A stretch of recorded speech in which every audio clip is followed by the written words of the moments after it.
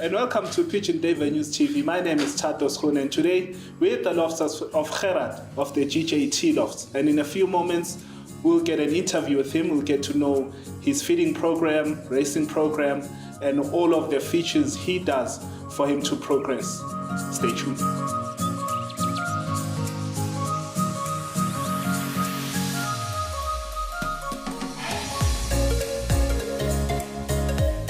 Mr. Gerhard, welcome to the show.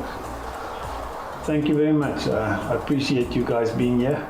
It's a privilege to have you at my loft and to share some of my racing secrets and stuff with you guys. So, yeah, and talking about sharing your racing secrets and everything else, how do you start racing?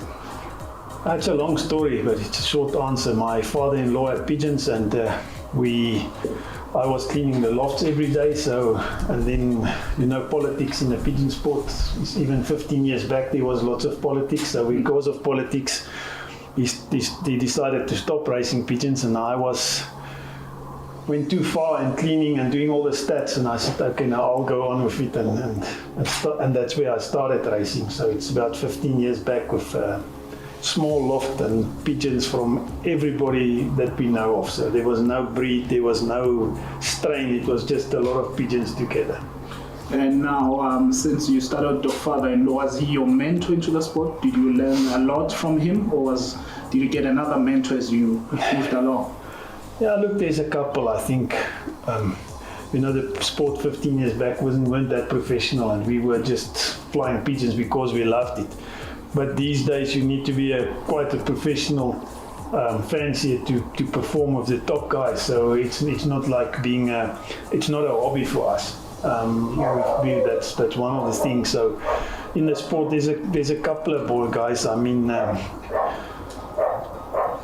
Billy Kitchenband is one of my best friends, and we partners in the new Sapper loft also, which is going to be launched quite soon. I learned a lot of him from Mark, his brother, and I know seed need to be planted, so my father-in-law planted the seed, but the guy's putting water on. There's too many to name, but those are a few. And then I spend a lot of time overseas with fanciers. I've made the decision about 6 years back to go and buy the best genetics there.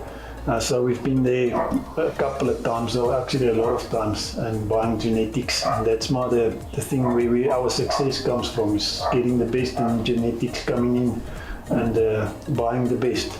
I've said there's a golden thread. The sooner I can get to the golden thread. What's your achievement? Do you know your proudest moment since you started racing? Look, there's a couple, I think. We imported the Karlsburg pigeons into South Africa. Billy had the first one here, and I went to his loft to buy pigeons. That's how I met him, and I handled this pigeon, and it was so nice. And I had a big basket full of pigeons which I bought, and I said to him, if I can't have this one, I'm not buying those. Yeah. And he said to me, it's not for sale. And I said, well, then leave these chairs, I'm going. And eventually I bought the hen called Kiran. It's a Karlsburg hen, and that changed my whole. I was flying like a 30th Union all the time, and as soon as I brought Karlsburg pigeons into my loft, I've never been out of the top 5 in the Union for the last 7 or 8 years. Been the Platinum Combine champion for twice now, and always being there. So, but one day lofts, our first one we entered was Sapper. With a child of Kiran, and there it was an whole art overnight. The first one we entered, we got 3rd position. So at that stage I invested a lot of money into the Karlsburg, but with the one loft result I paid all the debt for what I've spent for them. So it was quite nice there. And then I think one of the biggest moments was in 3 years back at Vic Falls. We had a Karlsburg pigeon there racing, and it was ace pigeon until 2 weeks before the final. It got hawk attacked, and it had a hole in its wing. The photo is somewhere here.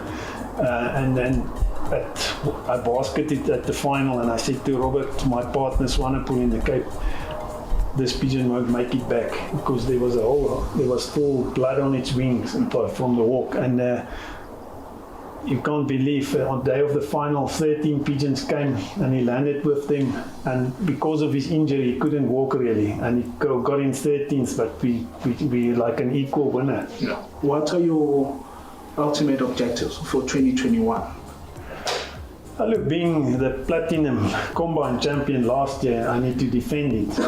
We haven't had the greatest start of the season, but it's still a long time to go. So, with winds blowing quite easterly, our loft is situated in the Westie and Krugersdorp, so it's not a very good position for this far. But we're not blaming winds. We need to be there. Yeah.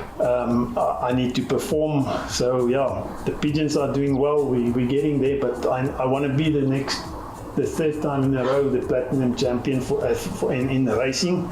And then I've got a couple of satellite lofts which I'm breeding pigeons for. Stefan Brull and his father, guys in Cape Town, so I want to produce winners for them also. Billy has just won twice 2 weeks in a row with a baby I bred out of my cast bloodlines, so yeah. Who do you think will be your biggest surprise in club racing and one lofts? When you're in front, everybody chases you. So everybody is a danger for you. So I regard all my opponents as equal, and I respect them all. And I if they win, the sun must shine over everybody. Next week is the next week.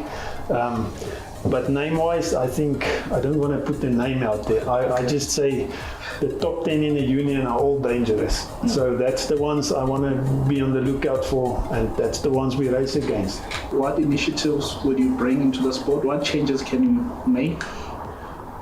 Yeah, changes. I think one of the biggest issues in pigeon sport at this stage is the jealousy and the politics. We as a club decided now, I mean, yes, the stuff flying here, we've gone to Benzine and we said we don't want to strike out on Saturdays, because on a Saturday is always the time when there's always feuds and stuff between people, because you don't fly well and then you don't feel well and so we've gone the electronic way. So we're striking out we're striking out at home with the Benzine live systems. So, and then when you go back on a Thursday night at the club, everybody's calm and you can in a decent manner congratulate anybody that won. So I would say if we can get everybody on a live system, and then also with COVID and all that stuff, you don't need people to strike out every day. It's getting so expensive going to the clubs. My club is 30 kilometers from me to drive there 3 times a week. So that's killing the sport. I think we must make the sport more accessible to everybody, and then and get costs down. I mean, that's one of the things that's killing the sport is costs. I think economically wise, people can't afford it to race. I mean, the racing is one thing, but to have pigeons and look after them well is another thing. So you're saying going digital and online? Yeah, I think that's going forward. That's the thing. We need to get people getting, if you fly with a hand clock, I would see give everybody a clock in South Africa. That would be nice. I mean, even a guy in Cape Flats or wherever, he needs to have a proper system with no excuses. So yeah, it's a long way to go, but I think Benzine is our partner in the whole thing, and they're helping us to get there. Yeah. What's the biggest mistake you ever done in your whole racing career? You won't believe it, but it's trusting people, other fanciers. When you're green, you go to a club and you listen to everybody, and then you make all these mistakes. But the day you make you make this decision that the mistakes you're going to make is the ones you've made by yourself, not by somebody else. Biggest mistakes is listening to somebody else. I've stopped that in the last 5-6 years, and it helped me. So if I make a mistake, I have a bad weekend now, it's myself. I'm not blaming anybody. So moving away from all this comments and all the recipes people want to give you. I've got my own now. I make my own mistakes. So I would say to a youngster, do it on your own. If you make the mistake, rectify the mistake, and then you're going forward. Don't listen to 20 people at the club every basketing night. The slogan goes in pigeon racing that it's a pigeon sport, family sport. Is it that case with you? With myself, not really. My wife and my family loves the pigeons, but I'm the one at the lofts, and so they will definitely support me in the sport, but it's not a family sport. My son is not into racing pigeons, so I don't know who's going to inherit it. I think Stefan there at the back will. I always say to my wife, when I die, don't sell my pigeons. First go to Stefan and get him to sell it, because you don't know how much I've paid for it. So Stefan is my right hand and my wingman there. Stefan is the one, I think he'll inherit all my pigeons if at the day I'm going. Yeah, and what's your ultimate tip that you can give youngsters out there? Youngsters, it's easy. Don't buy stock birds. I've been there for 12 years. I was buying every stock bird I can buy and get. I had at one stage 600 stock birds. Yeah. So I'd say go to if you want to start out, go to 3 top fanciers that you know in your area. Buy 10 babies each from them and start with those 30 babies. And after 3 years, you've got a strong team and you can decide which pigeons is working for you, and then only go and buy some of those stock or bloodlines that's working for you.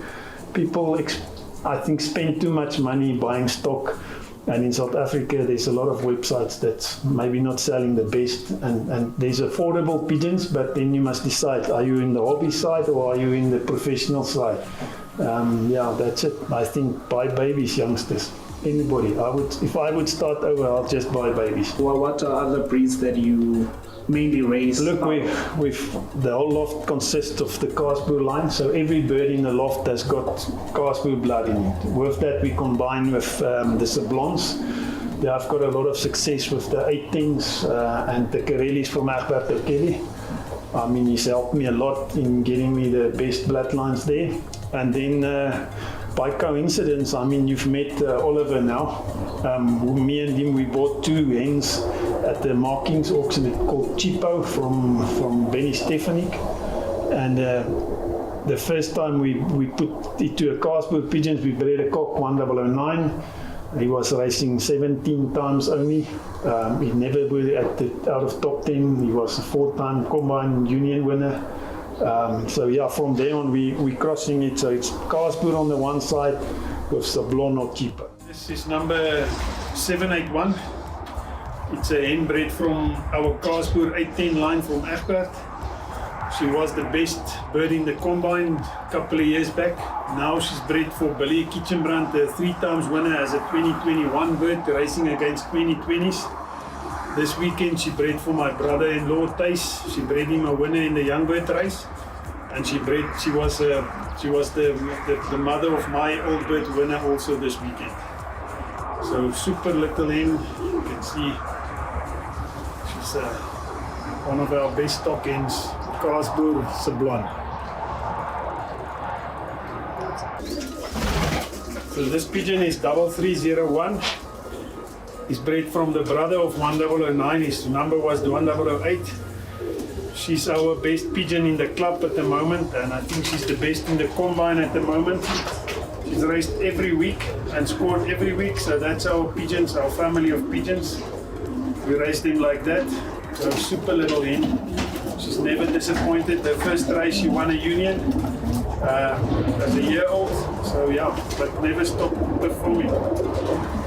See also the white flights.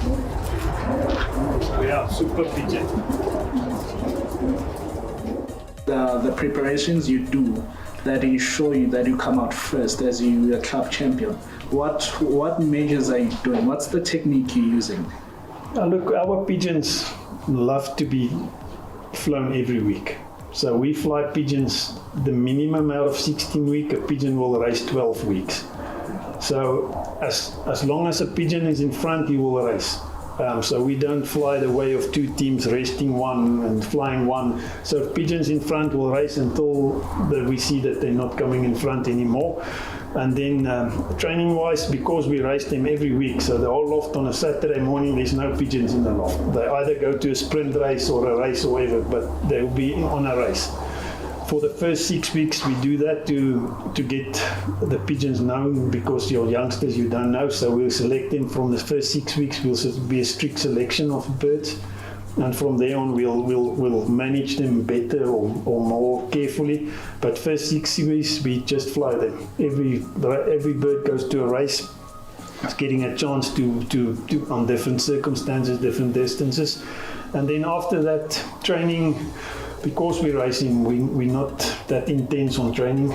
We give them loft training twice a week, and only one long toss on a Tuesday, so that would be between 70 and 100 kilometers.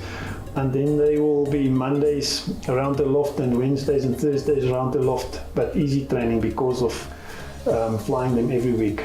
Yeah, and your medication, the water? Medication, I believe in. Medication, I use only medication from Tolizan in the Netherlands, in Europe. So all my medicine I import myself from there. I only use this. There's maybe 1 or 2 local products that I'll be using, but look, there's I think the best product in the world is called Sprint. That's one of my secrets. I give it very regularly.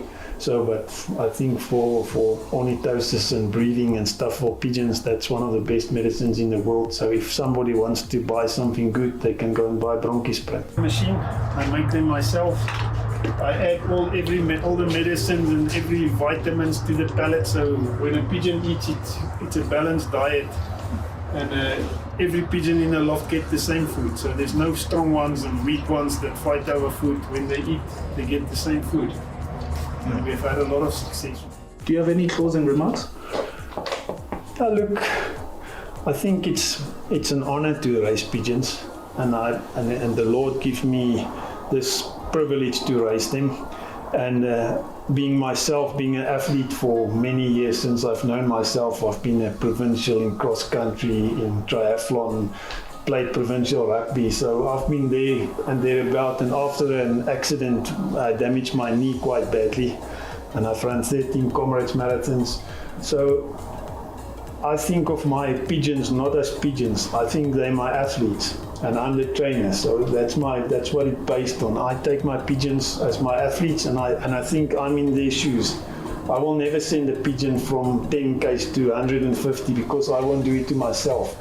So my athletes, I'm training them well, I'm feeding them well, and I'm preparing them well scientifically.